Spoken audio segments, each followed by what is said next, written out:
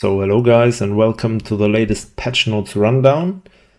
Today on the 13th of August there was the patch version 0.5.5. So we have three major changes and I jump right into it. We have the quick teaser here in Q3.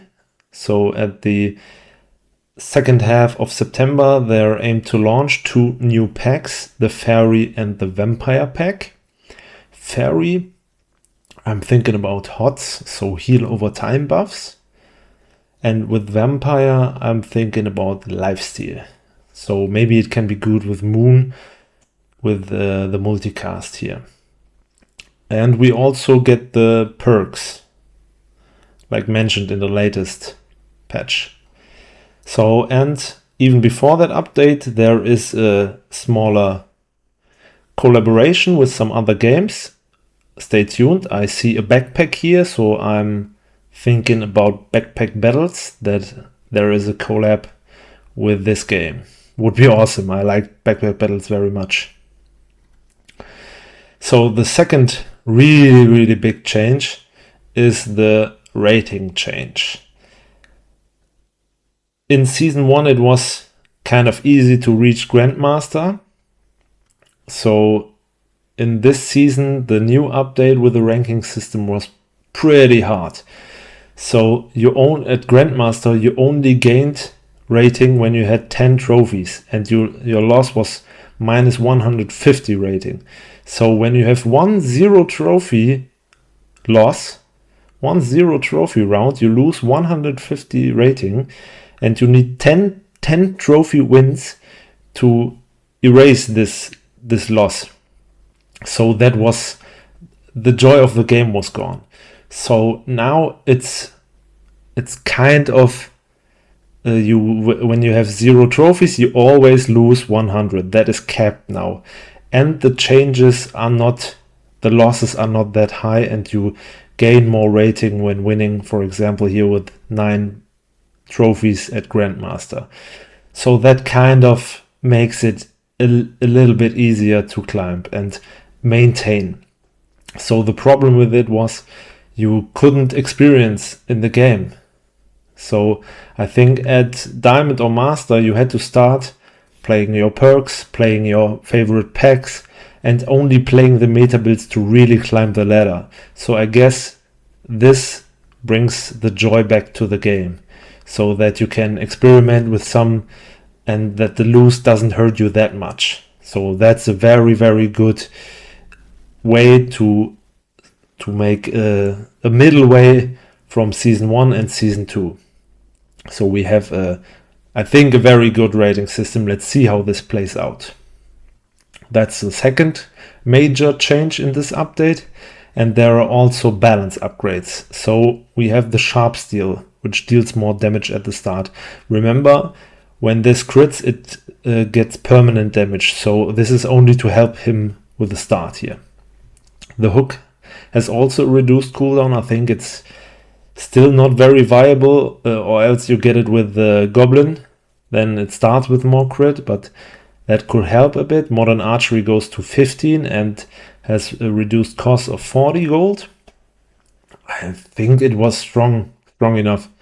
You only used it in the beginning for your bows and don't think that was really needed. The Heavy Bomb, the Bio Bomb and the Arson Bomb now all cost 30 gold instead of 25. Okay, you don't buy them. Normally you get them with the bomb card. Now the bomb card only has 2 charges. Maybe you'll buy them more. I don't know what's the plan behind that. But some small changes to the bombs. Then the sword techniques. The sword book has a reduced cooldown of 6.3. I guess all these rare items weren't played too much. So Bokari had to buff them so that they get played more. Also the Spiky Mace, which permanently gains damage when you have maces in your tower, has a reduced cooldown, reduced cost. Maybe it gets played more. The Lunar Codex start with 18 instead of 15 damage. The Noble Spear has a reduced cooldown of 0.2 seconds reduced. The light blade costs 5 gold less. And the diamond axe has every 7 triggers of the item below gain 2 bonus bleed and 2 bonus shock. I guess before it was every 10 triggers of the item below.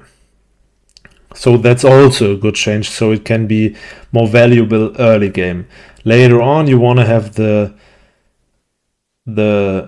bleed item underneath it, which triggers every time some item triggers bleed. This also triggers, you want to have this beneath it, and you can trigger so many times, it doesn't matter if it's 7 or 10, but for the beginning this will be strong. And also now the wrench has 5 charges, so that's a huge downgrade for the wrench. So before it was you put it next to the multi-tool and it's an infinite loop, but now with the 5 charges it's limited. And you also can't use the charge rod here because it says the item to the right, the goblin item to the right, and the charge rod also recharges the item to the right. So you have this 5 charges. I mean, it's 5 multicast at level 0, but it is limited now. You don't have this infinite scaling in one fight. Also the glacier, the epic frosty sword, gets buffed a little bit. It has lower cooldown and lower cost, and the bleed of the topper spear gets reduced to 8 instead of 10. So a little nerf to the topper spear, which I think was pretty strong, especially with you can copy this with the spear book and get some good amount of bleed on your opponent. The turn-bound rings cooldown gets reduced to 3.7 seconds. That's a nice change for it. Soul Splitter and Void Stinger has its cooldown. It's longer cooldown than before. So it's 2.8 seconds for the Soul Splitter and 2.5 for the Void Stinger. That's needed. They are too strong. Especially the Soul Splitter gets so much multicast when it has the debuffs. And then with the low cooldown, it starts from the beginning and never stops hitting you with the cooldowns. The wand also has a higher cooldown of 4 seconds. I think also the wand is pretty strong with the multicast over the potions.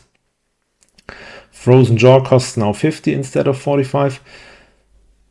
Yeah, I guess that's a good change because you can always double your damage with the Frozen Jaw.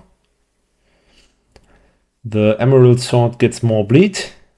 I think I've never seen someone really playing with the Emerald Sword. It's only a filler item, I think. So in a Crystal Bleed, I'm not seeing it. So I guess it's a buff so that we can see it more often. The Tri-Gem gets a lower cooldown. The Nightfall a higher starting damage, but remember it's start of combat. It increases its damage permanently, so that's only the start damage. And the Jade now has a cooldown of 3.4 seconds. So that's a huge buff for Jade. And I think because it's special, it has to become stronger here. And also we have some dual balance changes. We have for the King's Bow more damage and a lower cooldown. So here with when you pass, you can lower the cooldown. So I don't know if the cooldown reduction was really needed. Maybe it would be better to reduce the cost of it. And you get the Whetstone. The cooldown is down and the block gets higher. I think that really also wasn't needed because the Whetstone was pretty strong when you had it. Also now in Duo, the charts were made cheaper, and the seer options where you can give your mate some shards are heavily buffed. The seers give free rerolls option is get buffed, and the seers give candy option is buffed. And also there's a new seer option that gives your teammate a crit, bleed and multicast slot. That's an amazing choice. Crit okay-ish, bleed pretty strong, and multicast even stronger here. So that's a nice seer option which gets picked pretty often, I guess. There are also some fixes where you have the for example, the priest said plus 100% HP instead of 85, but you get 85%, so now that's corrected. So here's some fixes, some bug fixes, I would say. And that's the end for this patch. Let me know what you think about it, especially for the rating change of the system. And see you in the next. Thanks for watching. Bye bye.